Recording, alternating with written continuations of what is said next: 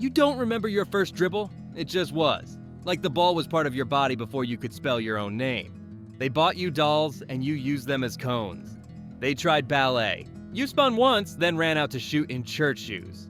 By the time you were 8, the boys in the neighborhood were saying, "Yo, pick her up. She can hoop."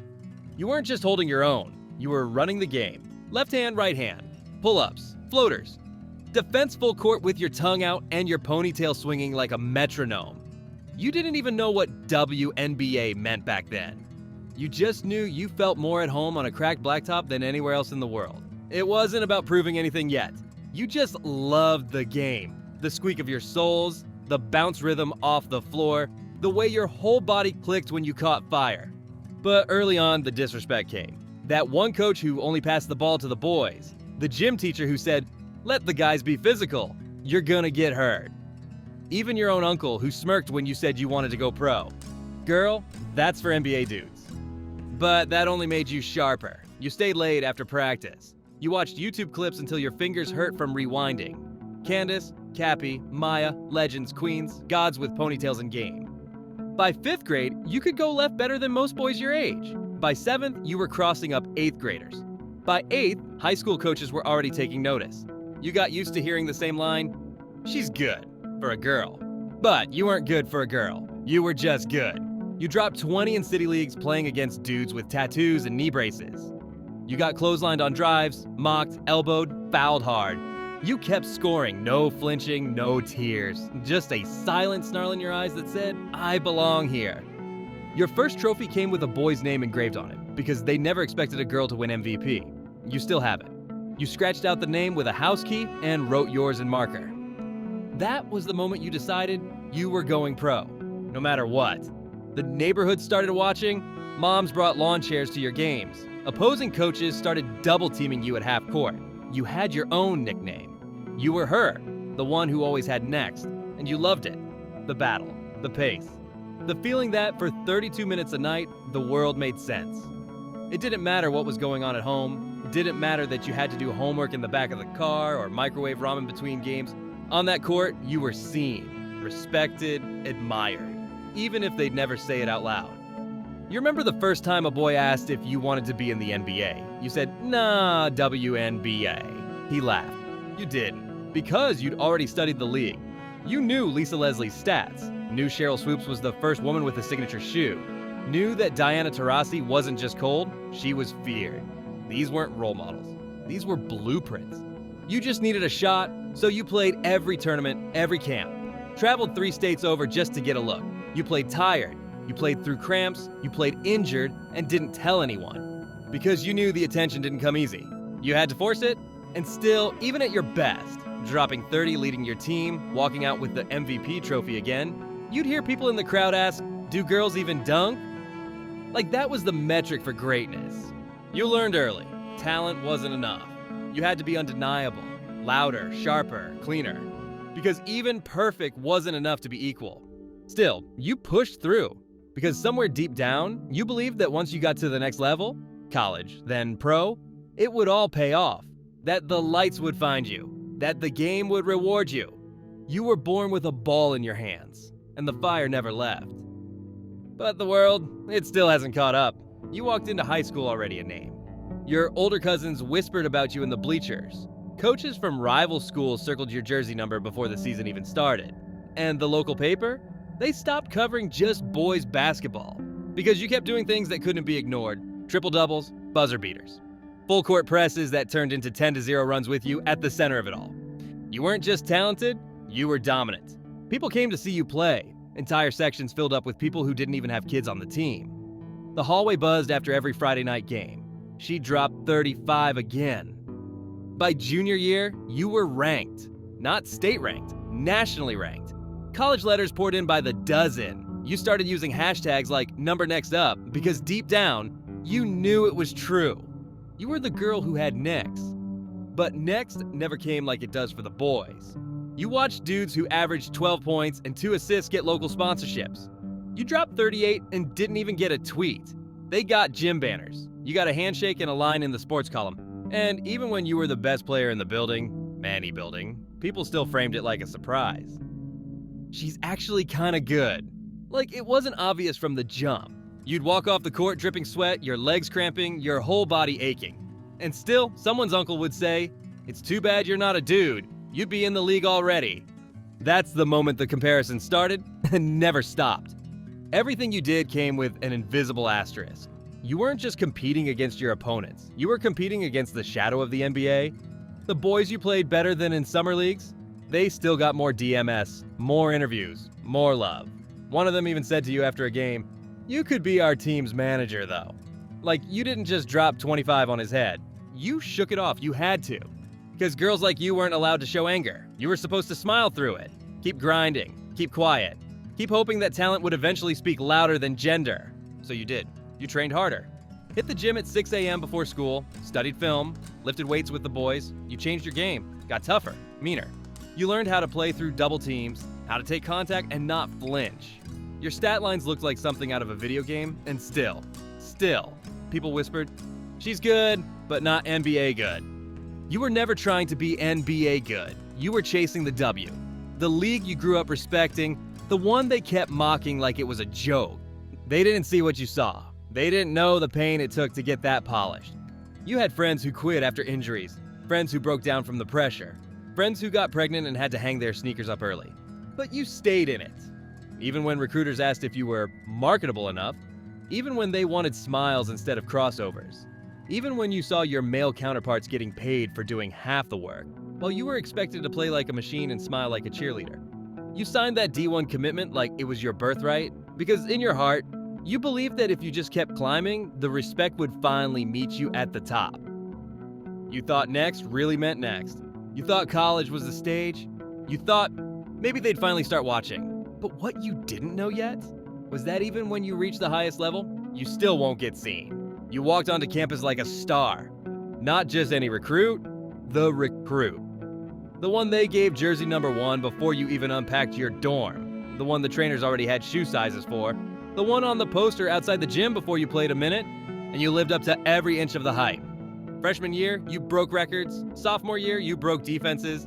By junior year, the crowd started showing up an hour early just to watch warm-ups. You were box office. They started calling you the face. Not just of your team, but of the program. You gave interviews, signed sneakers, shook hands with boosters, sat through photo shoots, met donors like a politician. But you always made time for the gym. The grind never stopped. You were on ESPN Now. People were tweeting your highlights. Little girls wore your name on their shirts. And just for a second, it felt like you'd made it. Then came draft night. You sat at the table with your family, hair done, nails clean, fresh fit, eyes on the screen, waiting for the commissioner to call your name. And when they did, you smiled like everything was perfect.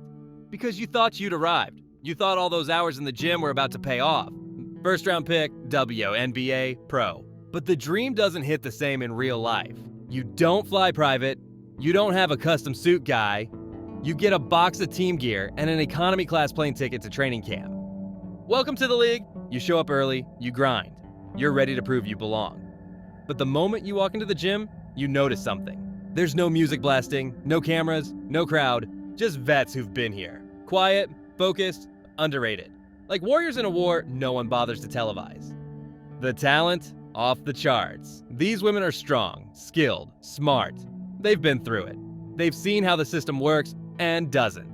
You catch on fast. No hype team, no $1 million marketing campaign.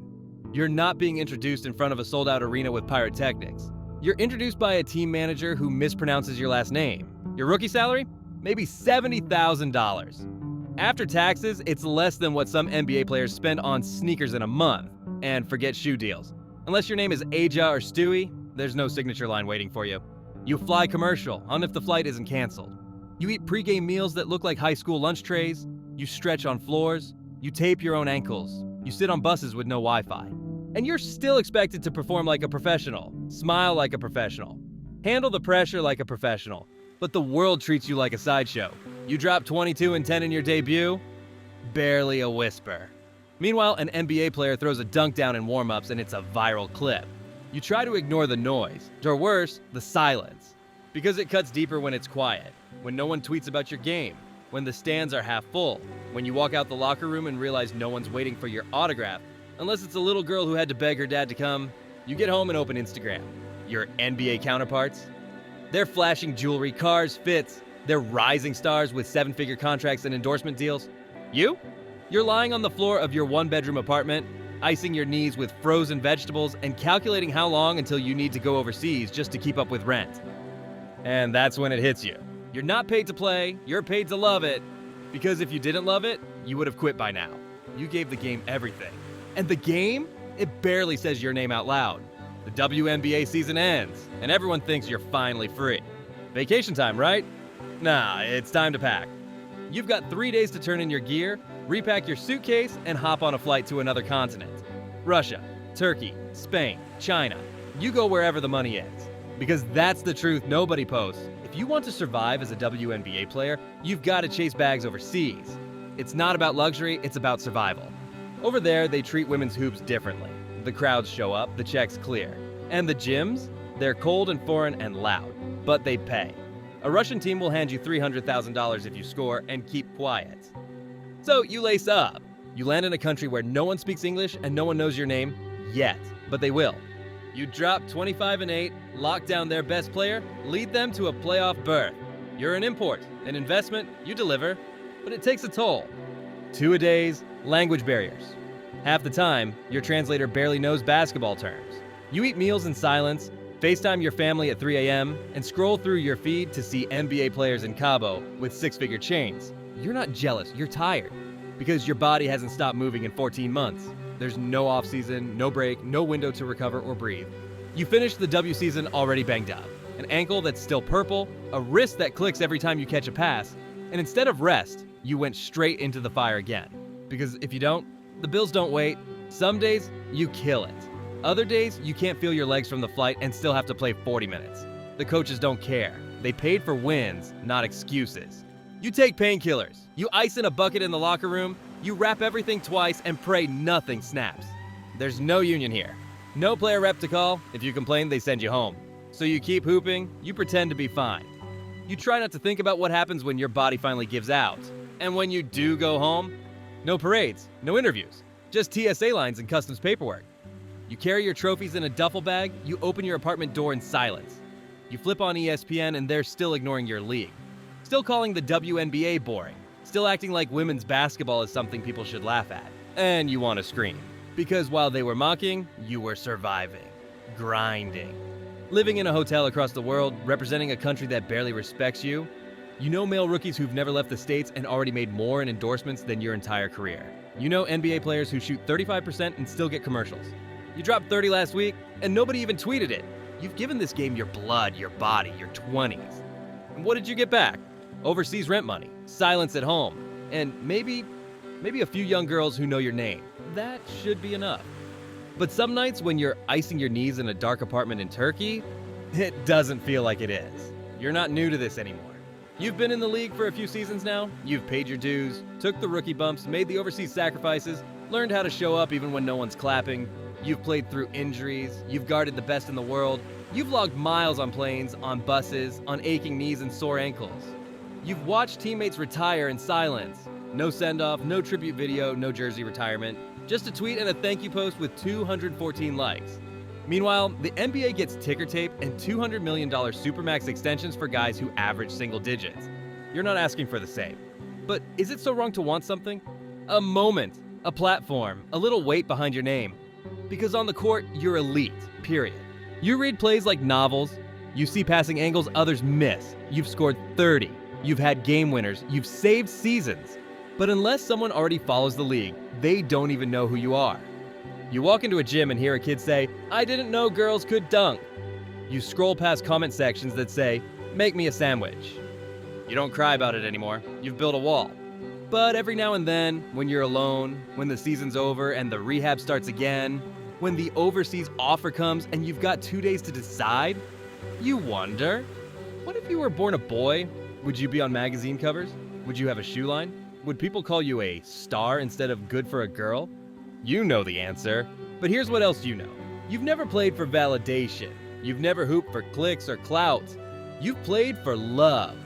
For the little girl watching from the stands who does know your name. For the teammates who grind like you. For the game that raised you. You were born with a ball in your hands. And that hasn't changed. But sometimes, when you lace up and walk into another half-empty gym with busted audio and no cameras, when you score 25 and get no interview, when you board another flight back overseas, it hits you all over again. That's why it sucks to be a WNBA player.